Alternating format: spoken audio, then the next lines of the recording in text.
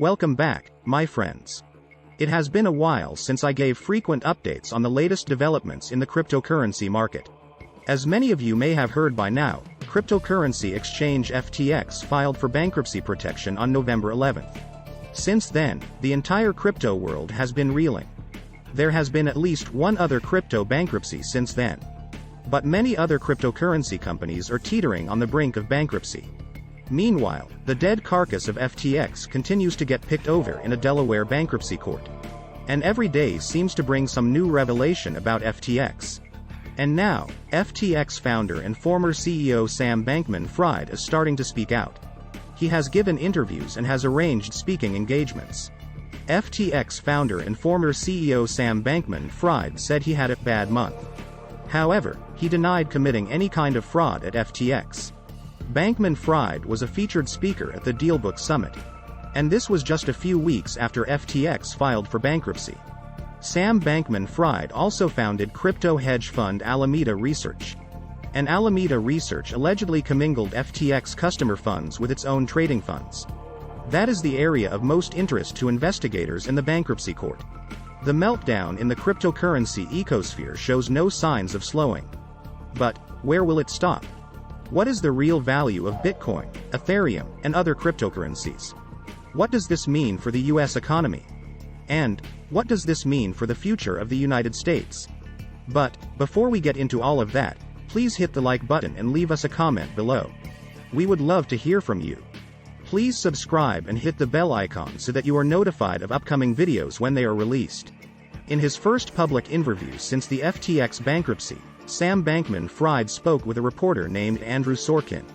Many things came out in the wide-ranging interview, including Sam Bankman-Fried's claim that he is broke, and his further claim that he did not commit fraud.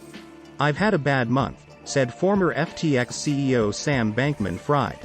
"I didn't do a good job at upholding his responsibilities to regulators, customers and investors," he continued. If you recall, FTX was a cryptocurrency exchange that was founded by Sam Bankman-Fried. FTX imploded in one of the more high-profile events of the cryptocurrency world. The bankruptcy came following a report by CoinDesk that there were irregularities on the FTX balance sheets. FTX filed for Chapter 11 bankruptcy protection in Delaware on November 11th. "I didn't ever try to commit fraud on anyone," Bankman-Fried said. "I saw it as a thriving business and I was shocked by what happened this month," Bankman-Fried continued. While he was the FTX CEO, Sam Bankman-Fried was well known as a political megadonor. Now, he claims that he is down to $100,000 in his bank account and has only one working credit card left. "We completely failed on risk," Bankman-Fried continued. "That feels pretty embarrassing, in retrospect," he also said. The interview was conducted with Bankman-Fried appearing by video feed from the Bahamas. "I've been in the Bahamas for the last year," Bankman-Fried said. One of the big areas of concern for the bankruptcy court is the financial condition of Alameda Research. Alameda Research was a crypto hedge fund, also founded by Sam Bankman-Fried. The CEO of Alameda Research was Caroline Ellison, the 28-year-old personal friend of Sam Bankman-Fried. There are even some rumors that the two were more than just friends, but actually boyfriend and girlfriend, at least for some time.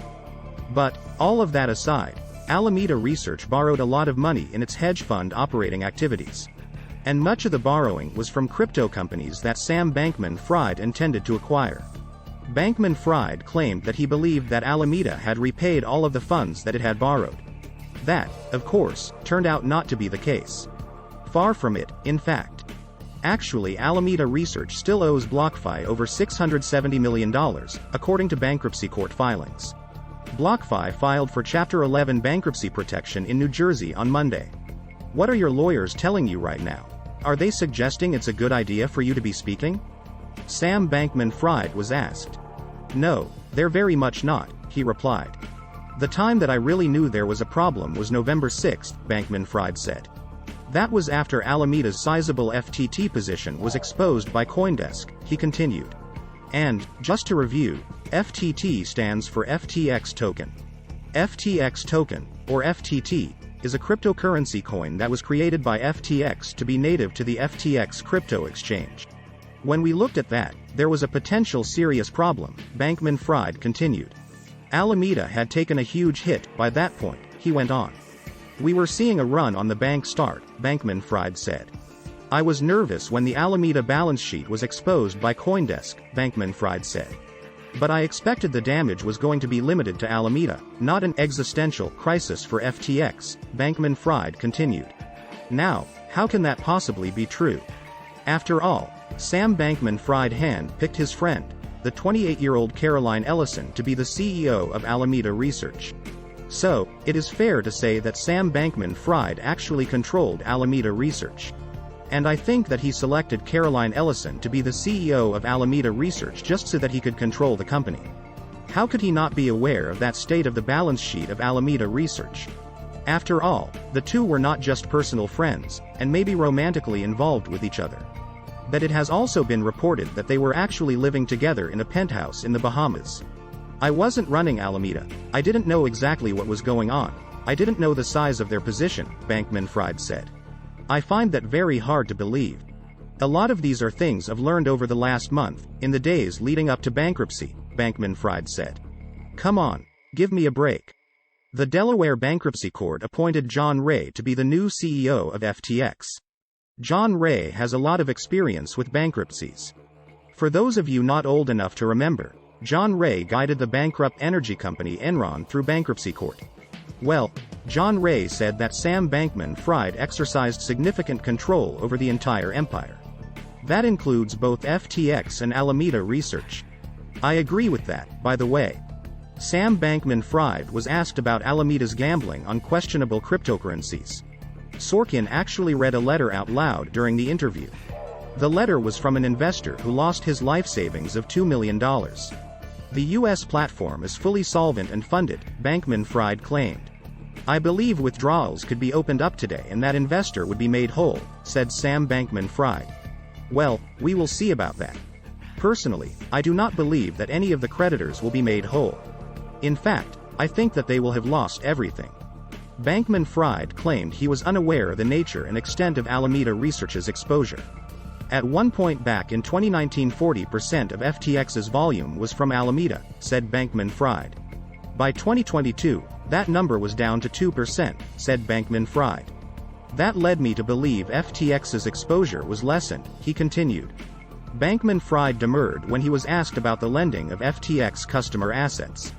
In 2018, FTX didn't have bank accounts, Bankman-Fried said. Back in 2018, FTX account holders were asked to wire funds to an account in the name of Alameda Research. Now, that seems like a red flag right there. And it should have set off alarm bells at that time. But, Sam Bankman-Fried claims that his wonderful FTX cryptocurrency exchange did not even have a bank account at that time. Believe it or not, FTX was once hailed as some kind of poster child of responsible crypto. Some regulators and even lawmakers look to FTX as the future of crypto regulation. That goes to show just how far the public belief was from the realities inside both FTX and Alameda Research. Actually, Sam Bankman-Fried cultivated this reputation and persona. He did this by making appearances before Congress. And he deepened his relationship with politicians through generous political contributions. Bankman-Fried had already established a reputation as one of the largest donors to Democratic candidates. Now, Sam Bankman-Fried claims that he gave equally generously to Republican causes. But, that he did it through so-called dark pool contributions. Reporters freak the F out if you donate to Republicans, he said. It seems to me that authorities should have a case against Sam Bankman-Fried. And that the process is moving slowly. Could that be because he was a mega political donor? Just to review, FTX was founded and led by Sam Bankman-Fried. FTX is a cryptocurrency exchange and it has a native token called FTX token, or FTT. For a while, FTX was a fairly stable exchange.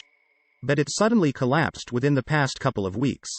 Initially, rival exchange Binance offered to buy FTX and bail them out. But, not long after making that offer, Binance backed out of the deal. Binance cited allegations of misuse of customer funds and investigations by federal authorities. Normally, backing out of a deal so quickly under these circumstances would also be investigated by authorities. But it is not clear that Binance falls under U.S. federal regulation. FTX declared bankruptcy.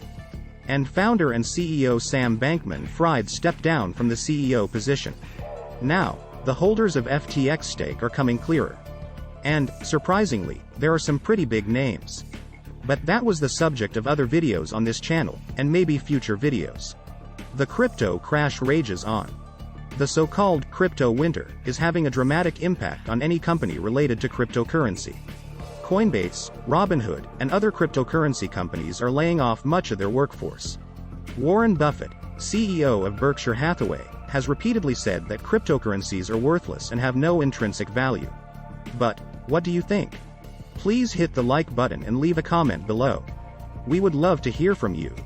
Please subscribe and hit the bell icon so that you are notified of upcoming videos when they are released. Please share this video on social media. Thank you for watching.